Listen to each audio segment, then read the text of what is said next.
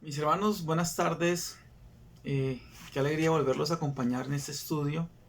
Hoy, si el Señor lo permite, vamos a continuar estudiando lo que nos ha venido regalando en el capítulo 12 del libro de Juan. Vamos a estudiar, si el Señor lo permite, el capítulo 12, desde el versículo 20 al 26, son 7 versículos.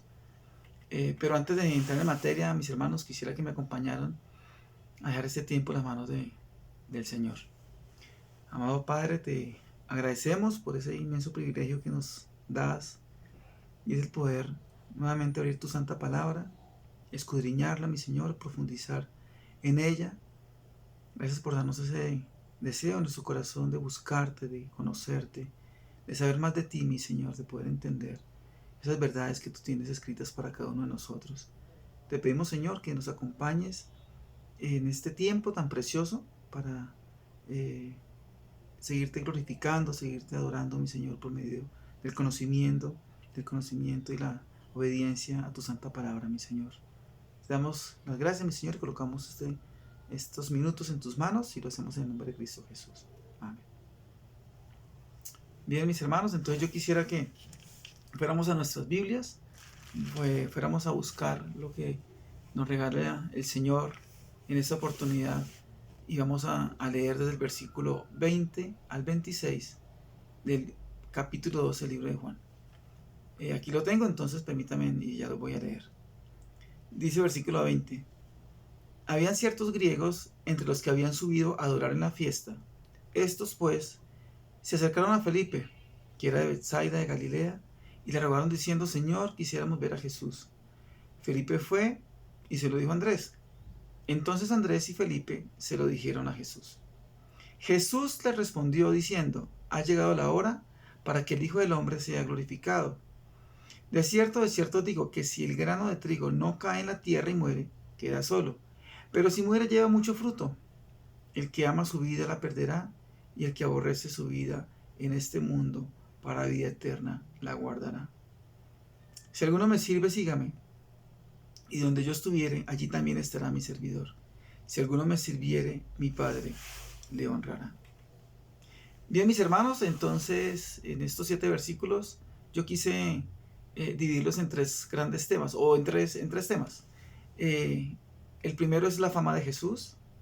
El segundo tema que vamos a ver es el sacrificio de Cristo. Y el último tema que vamos a ver en estos 7 versículos se llama las dos vidas.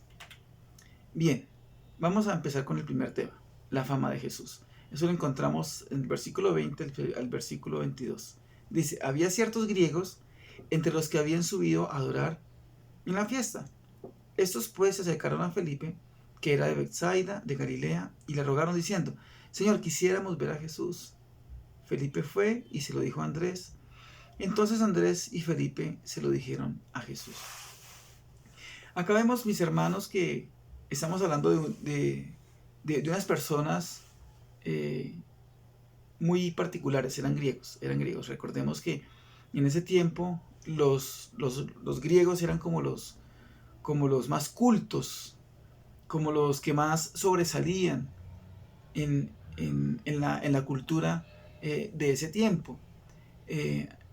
Eran como una potencia por su filosofía. Recordemos que los griegos tenían muchos filósofos reconocidos y su fama también era muy conocida en todo el mundo. Pero entonces estos griegos eran creyentes, y lo que se puede entender es que ellos estaban en Betsaida. Y bueno, Felipe era de allá y muy seguramente pues se conocían entre ellos. Ahora, ¿por qué los griegos no fueron a buscar directamente al Señor? Bueno, recordemos que una de las ordenanzas que recibió Moisés para construir el tabernáculo era que tenía que haber unos sitios específicos para los gentiles, y los griegos eran gentiles. Ellos no podían tener o compartir el mismo patio que los judíos o que las mujeres. Entonces ellos estaban aparte. Entonces ellos querían conocer a Jesús. Tenían curiosidad por conocer a Jesús. Muy seguramente habían oído hablar de él por todo lo que había hecho, por los diferentes milagros. Pero recordemos que el más reciente, que lo vimos hace un par de estudios atrás, tenía que ver con la resurrección de Lázaro. Su fama era mucha. Y podríamos creer lo que les acabo de decir, que la resurrección de Lázaro la acrecentó mucho más la fama del Señor. Tanto así que muchos querían ya verle personalmente. Los griegos querían conocerle personalmente, querían tomarse la foto con ese hombre tan famoso. ¿Quién es Jesús? El que da vista a los ciegos, el que resucita muertos, el que alimenta a miles de personas con 5 panes o con unos pocos peces, el que reprende las olas del viento. Querían conocer para ver cómo era esa persona. Yo me imagino en ese momento todo el mundo hablando pues del Señor. Todo el mundo hablando pues del Señor. Entonces ellos estaban allá y sabían pues que el Señor estaba allá y querían conocerle. Hoy en día muchos quieren conocer al Señor. Quieren conocer a ese Jesús famoso. Y ahí podemos decir que hay 2 clases de personas que lo quieren conocer. Uno, los que realmente quieren conocerle, profundizar más en la Escritura porque han reconocido la necesidad de Cristo, porque le han reconocido como su Señor y Salvador. Pero hay otros que quieren conocer solamente a ese Jesús famoso.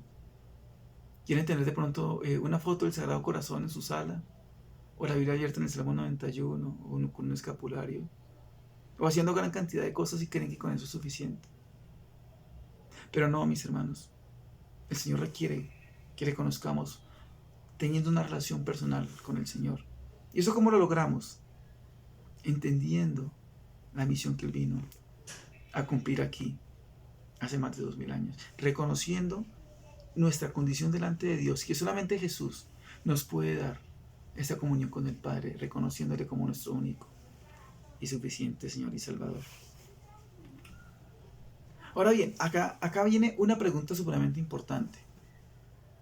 Estos versículos nos están diciendo que unos hombres o unos griegos querían conocerle. Hoy en día, como ya lo decíamos hace unos minutos, mucha gente quiere conocerle. Ahora, ¿qué harías tú o qué haríamos nosotros en el lugar de Felipe? Nosotros tenemos a Jesús claro, le conocemos. ¿Estás preparado, mi hermano, mi hermana, para contestarle a aquellas personas que no conocen de Jesús cuando te preguntan por Jesús? Ha sucedido. ¿Ustedes qué piensan de eso? ¿Ustedes qué piensan del otro? ¿Qué piensan del homosexualismo? ¿Qué piensan del aborto? ¿Qué piensan de la política? ¿Qué piensan del gobernante? A la luz de la Biblia, nosotros podemos dar esas respuestas, pero siempre presentando a Jesús, siempre presentando al Señor. Ahora, la pregunta es esa: ¿qué harías tú en el lugar de Felipe? ¿Qué le dirías a alguien que quiere averiguar un poco más acerca de Jesús? Entonces, esto tiene diferentes vertientes. Una de ellas es que nos comprometamos. Es imperativo que nosotros empezamos a conocerle más al Señor para estar preparados para poder compartir de su santa palabra. Ahora bien, el Evangelio. Aquí estamos hablando del Evangelio. Cuando hablamos de presentar a Jesús, estamos hablando del Evangelio. El Evangelio tiene varios elementos sumamente importantes. El primero, ¿cuál es? Su muerte, su sepultura y su resurrección. El Evangelio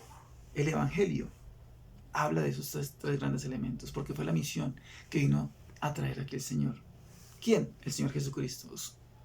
¿Qué hizo? Su obra. ¿Cuál fue su obra? Llegar a la cruz, morir, fue sepultado, pero resucitó. Ese es el Evangelio. Ahora, ¿para qué? Para que todo aquel que en él crea no se pierda, mas tenga vida eterna, como lo dice 1 Corintios 15, versículo 2 al 4, permítame, dice, lo leo, dice: por el cual asimismo, si retenéis la palabra que os he predicado, sois salvos, si no creéis es en vano. Porque primeramente os he enseñado lo que asimismo recibí, que Cristo murió, Cristo murió por nuestros pecados. Primer elemento, Cristo murió, conforme que a las Escrituras. Segundo elemento, versículo 4 de 1 Corintios capítulo 15, y que fue sepultado. Y el tercer elemento, y que resucitó al tercer día conforme a las Escrituras. Y eso era lo que los griegos en ese momento no podían entender. Pero el Señor Jesucristo en la siguiente parte de lo que estamos estudiando se los va a contestar. Ahora, ¿cuál es el propósito del Evangelio? Bueno, que la gente crea. Dice el apóstol Pablo, porque no me avergüenzo del Evangelio, porque es poder de Dios para salvación. Eso lo dice su santa palabra.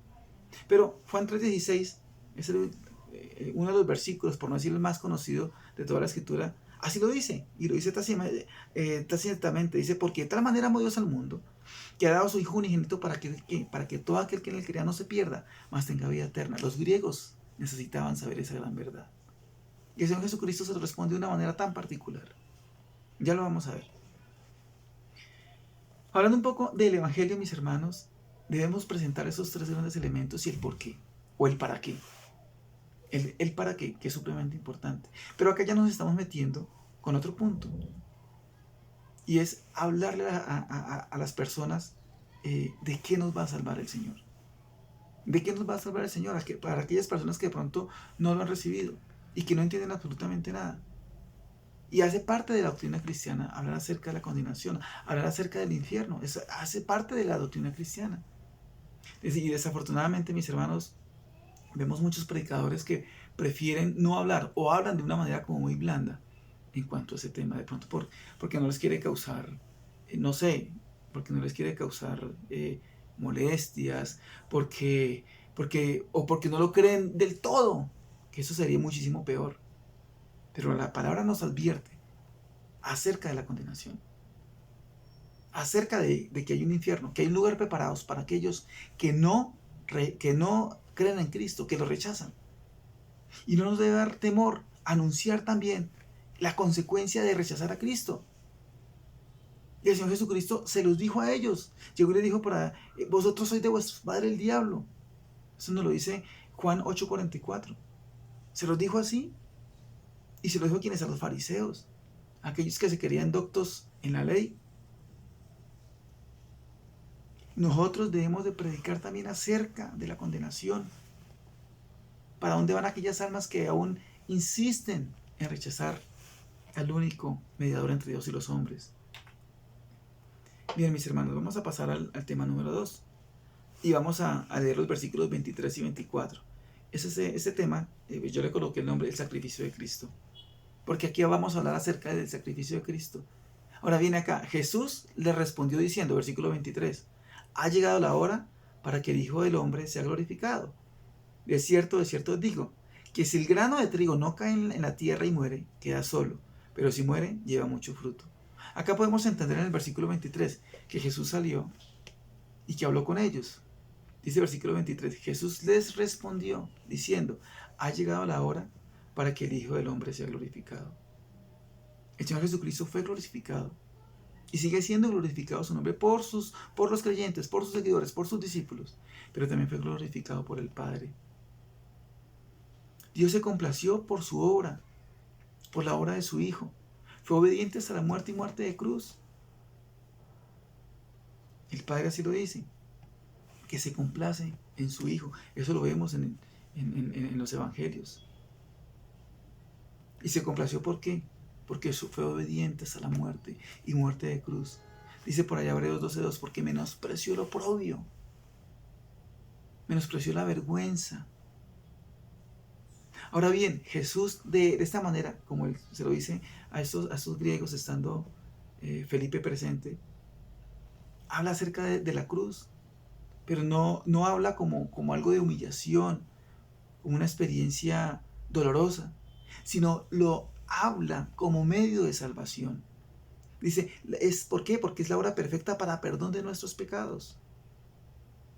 Lo único que podía calmar la ira de Dios era el sacrificio de su propio Hijo para hacernos aceptos en el amado, como dice su palabra. Y Cristo no le importó hacerse maldición por nuestra causa. Cristo fue hecho maldición por nuestra causa. Mire lo que nos dice Gálatas 3:13, dice, Cristo nos redimió de la maldición de la ley. Éramos señalados, la ley nos condenaba. La ley nos estaba condenando. La ley, recordemos que es como el espejo que nos muestra realmente cómo estamos, cómo somos, cómo estamos delante del Señor. Eso era la ley. Si tú vas a un espejo y tú tienes la cara sucia, el espejo te va a decir que tienes la cara sucia, pero te va a llevar a que tomes la decisión de irte a lavar la cara. La ley nos muestra a nosotros nuestra condición de pecadores, pero también nos lleva a Cristo, como dice el apóstol Pablo. La ley nos lleva a Cristo. Entonces, mis hermanos, nadie puede tener una relación personal con el Señor hasta no comprender su muerte y su resurrección. Hagamos memoria por un momento, mis hermanos, antes de que recibiéramos a Cristo. ¿Qué pensábamos de Cristo antes? ¿Y ahora qué pensamos de Cristo? Yo personalmente no entendía, porque yo creí que estaba haciendo las cosas bien, cumpliendo con ciertos requisitos.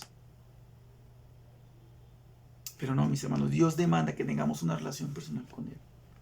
Pero eso solamente se logra a través de su Hijo, Jesucristo, de su muerte redentora. Él dio su vida para que nosotros pudiéramos nacer, para que tuviéramos vida como lo hace la cosecha, hablando nuevamente del grano de trigo. Jesús les dice que hay algo más importante que tomarse la foto con el famoso de Jesús, que verle físicamente, que verle en escapularios o en imágenes.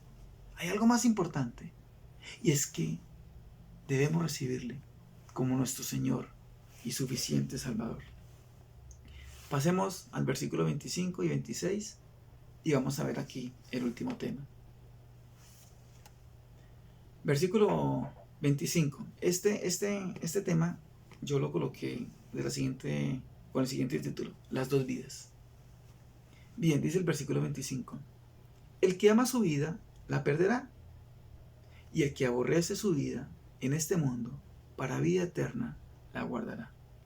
Si alguno me sirve, sígame, y donde yo estuviere, allí también estará mi servidor. Si alguno me sirviere, mi Padre le honrará. Entonces aquí vamos a hablar acerca de dos vidas. Primero, la vida psicológica, la que busca agradar la carne, los sentidos, la que alimenta el ego. Esa es la clase de vida que ofrece este mundo. Y eso me hace acordar, mis hermanos, hay un versículo muy conocido en la caída del hombre, ¿no? Génesis capítulo 3, versículo 1. Permítame y se lo leo. Dice: pero la serpiente era astuta, más que todos los animales del campo que Jehová Dios había hecho, la cual dijo a la mujer: con que Dios os ha dicho, no comáis de todo árbol del huerto. Ese con que Dios os ha dicho, digamos que esa vida de la que estamos hablando, que es la vida de la carne, que es la vida del mundo, es lo que le dice a la gente constantemente. Muchas personas quieren de alguna manera sujetarse a su conciencia. Estamos hablando de los que no son creyentes. Por ejemplo, yo conozco muchas personas que no son creyentes, pero que tienen unos principios supremamente radicales en cuanto al aborto, en cuanto al matrimonio igualitario, en cuanto a ser personas con una forma de ser aparentemente buena, ¿cierto? O sea, con unas características morales elevadas, ¿cierto? Pero entonces, el mundo, ¿qué es lo que vemos hoy en día? El mundo ha dicho, con que Dios les ha dicho que el matrimonio solamente puede ser entre hombre y mujer, mentiras. También puede ser entre parejas del mismo sexo. Con que Dios te ha dicho que abortar es malo, mentiras. No es que la mujer es dueña de su propio cuerpo. Y entonces esa vida es la que se encarga de hacer las cosas malas, volverlas buenas. ¿Y qué es lo que está pasando hoy en día? Que mucha gente se está inclinando por eso, porque han dejado a Dios de lado. Y de eso nos habla el apóstol Pablo en Romanos. Porque han dejado al Creador de lado por seguir sus propias ganas de pecar. Y esa es la vida que ofrece hoy en día el mundo. Una vida que solamente te dice que tú tienes que estar bien, que tú tienes que tener casa, carro y beca para salir adelante, que tú no eres nadie si tú no tienes un título. Con que Dios te ha dicho, mujer, que no es suficiente, que solamente te dediques a tu esposo, a tus hijos. No, mujer, la liberación femenina está de moda. Hombre, con que Dios te ha dicho que te quedes solamente con tu esposa, que el adulterar es malo. No, mire, acá hay compañeras de trabajo. Eso es lo que esta vida ofrece, mis hermanos. Pero gracias al Señor, tenemos una nueva vida en Él. Y el Señor nos orienta con su santa palabra. El mundo dice que el hombre es autosuficiente, que que el hombre puede crear su propio camino. Pero mire lo que nos dice Proverbios 4:12, un proverbio supremamente conocido. Dice, hay camino que al hombre le parece derecho, pero su fin es camino de muerte. Ese cuento de que todos los caminos conducen a Dios es una gran mentira del enemigo. El único camino que conduce a Dios se llama Jesús. Juan 14:6, yo soy el camino, yo soy la verdad y yo soy la vida. Y nadie viene al Padre si no es por mí. Porque por gracia sois salvos por medio de la fe, no por obras, para que nadie se gloríe. Eso es otro cuento. Que si tú te portas bien, vas a agradar a Dios. Que hay una balanza, ¿no? Una balanza en el cielo. Que si tú te haces cosas malas, pero haces cosas buenas, se cruzan y Dios te va a aceptar por el saldo. Lo importante es la intención en el corazón. También he escuchado por ahí decir, mis hermanos. Cuando el Señor dijo, el que ama su vida, se refiere a la vida natural. Acá viendo nuevamente el versículo 25, el que ama su vida, ahí se está refiriendo a esa vida, a la vida natural, a la vida terrenal, a la vida del ego. Esa es la vida que el hombre va a perder por amar esa vida y despreciar la vida que hay en Jesús. Cuando el Señor dijo, el que ama su vida, se refiere a la vida natural, a la que tenemos. Esa clase de vida algún día llegará a su fin. Algún día llegará a su fin. Y sus vanidades y sus cosas materiales, ahí van a llegar también. Y todas las vanidades se irán también con esa vida. Ahí termina todo. Ahí termina todo, mis hermanos. Es por eso que debemos predicar el Evangelio con amor, pero también de manera clara, como ya lo estamos viendo anteriormente. Ahora bien, la otra clase de vida. ¿Cuál es esa clase de vida? Bueno, mis hermanos, todos aquellos que hemos aceptado a Cristo, los que hemos nacido de nuevo, tenemos una nueva vida. La otra clase de vida es la vida conforme al corazón de Dios. Es la vida comprada, que ama las cosas de Dios y que al mismo tiempo aborrece la vida que este mundo ofrece. Esa vida es la vida eterna, mis hermanos. La que nos ofrece el Señor. Porque fuimos comprados con su sangre, fuimos redimidos con la sangre de Cristo. Esta vida eterna proviene del grano del trigo de la que nos está hablando el Señor. Ese grano que murió para traer mucho fruto. Ese grano es el Señor Jesucristo que fue a la cruz para darnos vida eterna. El Señor termina prometiendo lo siguiente. Versículo anterior. Dice, si alguno me sirve, sígame. Y donde yo estuviere, allí también estará mi servidor. Si alguno me sirve, mi Padre le honrará. El Señor termina prometiendo que si alguien le sigue, que si alguien le sirve, si alguien abre su corazón y deja que el Señor gobierne su vida, estará donde Él está, en la presencia de Dios. Apocalipsis 3:20 así lo dice. He aquí yo estoy a la puerta y llamo. Si alguno oye mi voz, abre la puerta, yo entraré a Él y cenaré con Él y Él conmigo. Mis hermanos, ese es el Evangelio al cual estamos nosotros llamados a predicar. Y esos versículos los podemos resumir como unos versículos evangelísticos. Pero para eso, mis hermanos, yo termino con algunas preguntas. Unas preguntas supremamente importantes y sería bueno que reflexionáramos en ellas. Repasemos el Evangelio. ¿Sabemos a ciencia cierta qué significa el Evangelio? La palabra no lo dice. La otra pregunta es, ¿por qué sigues a Jesús? Porque haces parte de su redil, porque eres siervo del Señor, porque somos esclavos del Señor, porque reconocemos que nos compró por su sangre, o por lo contrario pensamos que estamos siguiendo solamente al Jesús famoso, al que partió la historia de la humanidad en dos, al que dejó un legado de buenas obras. Espero que no, mis hermanos, espero que no. Ahora la última pregunta es la siguiente: ¿ya escogiste la clase de vida que quieres vivir? Yo ya lo hice, y a pesar de los diferentes tropiezos que podamos tener, el Señor está ahí, delante de nosotros, como la nube, como la columna de fuego que orientaba al pueblo judío allá en el desierto. Mis hermanos, gracias por este tiempo. Vamos a terminar con una palabra de oración. Padre bendito, qué alegría, mis señores, poderte conocer una vez más por medio de tu santa palabra. Gracias, Padre, por estos capítulos, estos versículos, estos libros tan preciosos que nos dejaste como herencias, mi Señor. Y nos dejaste, mi Señor, como ese sustento, mi Señor, que tenemos para buscarte,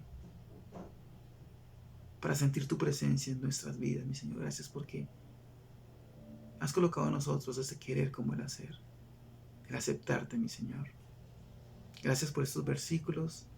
Gracias por estos hombres griegos, por la vida de Felipe también, mi Señor. Porque lo utilizaste, mi Señor, y hoy en día vemos el reflejo de tus hijos en la misma posición en la que pudo haber estado Felipe, mi Señor. Gracias, Padre, porque tu palabra es viva, porque tu palabra es eficaz, porque llegas a lo más profundo de nuestro ser, mi Señor. Ayúdanos a ser mejores hijos tuyos, a compartir el Evangelio, a conocerte más, a estudiar tu palabra, mi Señor, pero sobre todo, Padre, a obedecerla. Gracias, Padre, por este tiempo de reunión, por la vida de mis hermanos. Lo colocamos delante de ti, Padre, en el nombre del Padre, del Hijo y del Espíritu Santo. Amén. Mis hermanos, les mando un fuerte abrazo. El Señor me los bendiga.